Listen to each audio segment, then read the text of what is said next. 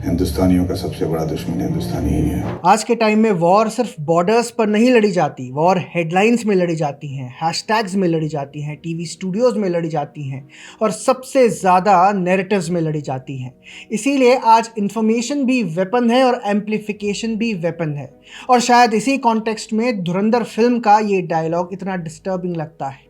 हिंदुस्तान का सबसे बड़ा दुश्मन हिंदुस्तानी ही है।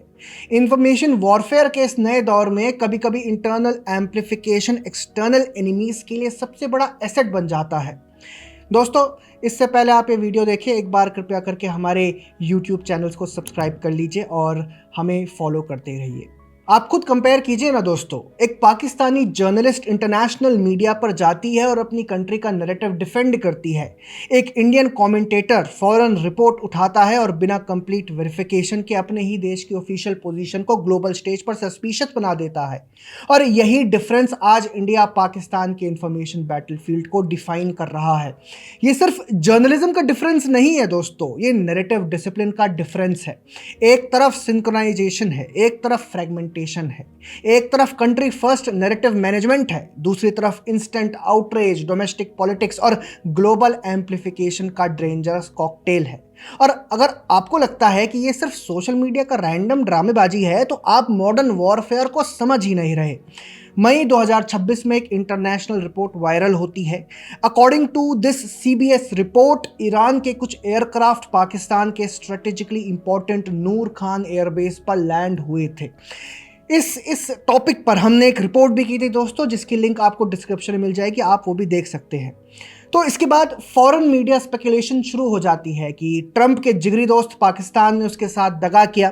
Intelligence angle, secret coordination, regional tension, strategic shielding. फिर पाकिस्तान का ऑफिशियल रिस्पॉन्स आता है कि ये मिसलीडिंग है और सेंसेशनलाइज्ड है। और उसके बाद इंटरेस्टिंग चीज़ होती है, पाकिस्तानी जर्नलिस्ट और कमेंटेटर्स इंटरनेशनल प्लेटफॉर्म्स पर एक सिमिलर टोन में दिखने लगते हैं। कोई लाउड प्रोपेगेंडाबाजी नहीं, कोई ओपनली मिलिट्री स्पोक्सपर्सन नहीं बन रहा, लेकिन ब्रॉड मैसेजिंग सेम है कि पाकिस्तान को अनफेयरली ट्रीट किया जा रहा है। फॉर एग्जाम्पल, CNN की Pakistani producer Sofia Saifi CBS report को हिट पीस टाइप फ्रेमिंग में डिसमिस करती हैं और कहती हैं कि जो नैरेटिव चल रहा है उसका ग्राउंड रियलिटी से कनेक्शन वीक लगता है। इसके बाद आप इस पाकिस्तानी यूट्यूबर का ट्वीट देखिए, ये भी सेम लाइंस पर पोस्ट कर रहा है। नेक्स्ट है मेलागा समदानी, एक पाकिस्तानी राइट्स एडवोकेट जो US में काम करती है। इसका ट्वीट देखिए दोस्तों स्क्रीन पे, प्रो पाकिस्तानी नैरेटिव है, आप पूरा ट्वीट पढ़िए। लगभग हर पाकिस्तानी जर्नलिस्ट, इंटेलेक्चुअल या उनके सोशल मीडिया एलिट्स ने CBS रिपोर्ट पर यही फ्रेमिंग रखी है। अब यहाँ इंटरेस्टिंग चीज़ ये नहीं है कि कौन सही था कौन गलत, डिबेट प्लेन की नहीं है, डिबेट नैरेटिव की है। खुद सोच के देखिए, जब भारत के विरुद्ध कोई इंटरनेशनल रिपोर्ट आती है तो हमारे यहाँ के कुछ जर्नलिस्ट क्या करते हैं? बहुत से नाम हैं, नाम आपको लिख भी सकते हैं। ये लोग अपने ही देश के खिलाफ पोस्ट करने से पहले 2 बार नहीं सोचते और यहीं से एक अनकंफर्टेबल कंपैरिजन शुरू होता है। पाकिस्तान को आप किसी भी चीज़ पर क्रिटिसाइज कर लीजिए, economic instability, political chaos, military establishment dominance, extremism, लेकिन एक चीज़ पाकिस्तान ने बहुत पहले समझ ली थी और वो है इंटरनेशनल नैरेटिव मैनेजमेंट। पाकिस्तान का मीडिया इकोसिस्टम ग्लोबल परसेप्शन को सिर्फ जर्नलिज्म नहीं मानता, स्ट्रेटेजिक एसेट मानता है। Pakistani anchors, x diplomats, analyst और इन्फ्लुएंसर्स इंटरनेशनल मीडिया पर ऑलमोस्ट सेम डायरेक्शन में मैसेजिंग पुश करते हुए दिखाई देते हैं, विच इज़ प्रो पाकिस्तानी। और ऑनेस्टली स्पीकिंग, ये सिर्फ पाकिस्तान नहीं करता, अमेरिका करता है, चाइना करता है, रशिया करता है, इसराइल करता है, क्योंकि मॉडर्न जियोपॉलिटिक्स में इंफॉर्मेशन भी पावर होती है, नैरेटिव भी डिटरेंस होता है, ग्लोबल परसेप्शन डिप्लोमेसी अफेक्ट करता है, मार्केट्स अफेक्ट करता है, अलायंसेस अफेक्ट करता है, इंटरनेशनल प्रेशर अफेक्ट करता है। इसीलिए सीरियस स्टेट्स इंफॉर्मेशन इकोसिस्टम को बैटलफील्ड की तरह ट्रीट करते हैं।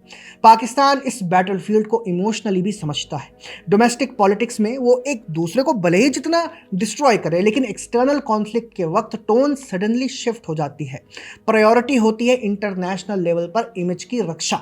गलत हो या सही, पहले अपनी स्टेट पोजीशन को ग्लोबल स्टेज पर वीकन मत करो। ये मेंटालिटी डीपली एम्बेडेड है उनके अंदर। और फिर इंडिया को देखिए, इंडिया में डेमोक्रेसी है, फ्री मीडिया है, गवर्नमेंट क्रिटिसिज्म कंप्लीटली लेजिटिमेट है, जो होनी भी चाहिए। लेकिन प्रॉब्लम क्रिटिसिज्म नहीं है, प्रॉब्लम यह है कि आज का इकोसिस्टम आउटरीच ड्रिवन बन चुका है।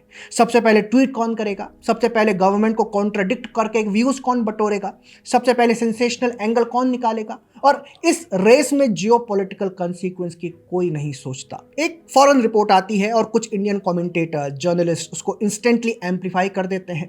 एक अनोनिमस सोर्स कोट होता है और उसे बिग एक्सपोज बना दिया जाता है। कोई सैटेलाइट इमेज सर्कुलेट होती है और उसको कंक्लूसिव प्रूफ ट्रीट कर लिया जाता है। फिर क्या होता है, इंटरनेशनल मीडिया इंडियन ट्वीट्स को ही साइटेशन बना लेती है।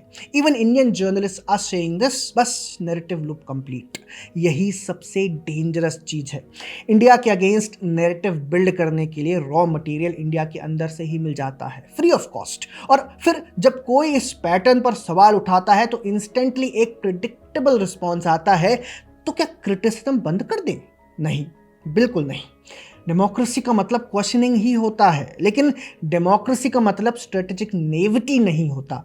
डिफरेंस होता है अकाउंटेबिलिटी और एम्प्लीफिकेशन में। अगर आप वेरीफाइड इन्वेस्टिगेशन कर रहे हो, एविडेंस प्रोड्यूस कर रहे हो, फैक्ट स्टैब्लिश कर रहे हो, तो वो जर्नलिज्म है। लेकिन अगर आप जियोपॉलिटिकल कॉन्फ्लिक्ट के बीच अनवेरीफाइड या हाफ वेरीफाइड फॉरेन नैरेटिव्स को इंस्टेंटली एम्पलीफाई कर रहे हो, तो चाहे इंटेंशनली या अनइंटेंशनली आप इंफॉर्मेशन वॉरफेयर इकोसिस्टम का पार्ट बन जाते हो। और ये हार्श रियलिटी है। आज वॉर सिर्फ बॉर्डर पार नहीं लड़ी जाती। यूक्रेन ने दिखा दिया, गाजा ने दिखा दिया, ईरान कॉन्फ्लिक्ट में तो पूरा साफ साफ दिखा। नैरेटिव डोमिनेंस मिलिट्री डोमिनेंस जितने इंपॉर्टेंट हो चुकी है दोस्तों। एक viral image diplomatic pressure create कर देती है, एक मिसलीडिंग हेडलाइन मार्केट्स अफेक्ट कर सकती है, एक हैशटैग इंटरनेशनल परसेप्शन शेप कर सकता है। और शायद इसीलिए पाकिस्तान जैसे कंट्रीज इस स्पेस में डिसप्रपोर्शनेट एडवांटेज ले लेते हैं, क्योंकि उन्होंने समझ लिया है कि मॉडर्न कॉन्फ्लिक्ट में परसेप्शन भी एक हथियार है, एक वेपन है। अब इसका मतलब ये नहीं है कि एवरी क्रिटिक एंटी नेशनल है, बिल्कुल नहीं। लेकिन ये भी इक्वली नेइव होगा प्रिटेंड करना कि इंफॉर्मेशन वॉरफेयर एग्जिस्ट ही नहीं करता। एग्जिस्ट करता है, एग्रेसिवली करता है, और हर मेजर पावर इस गेम को आज खेल रही है। क्वेश्चन बस इतना है, क्या इंडिया मेंटली इस बैटलफील्ड को समझने के लिए रेडी है?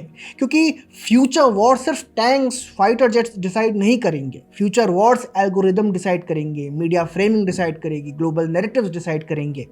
इसीलिए मेरा फाइनल सवाल is very simple. Geopolitical conflict के वक्त आपका एम्प्लीफिकेशन किसके काम आ रहा है?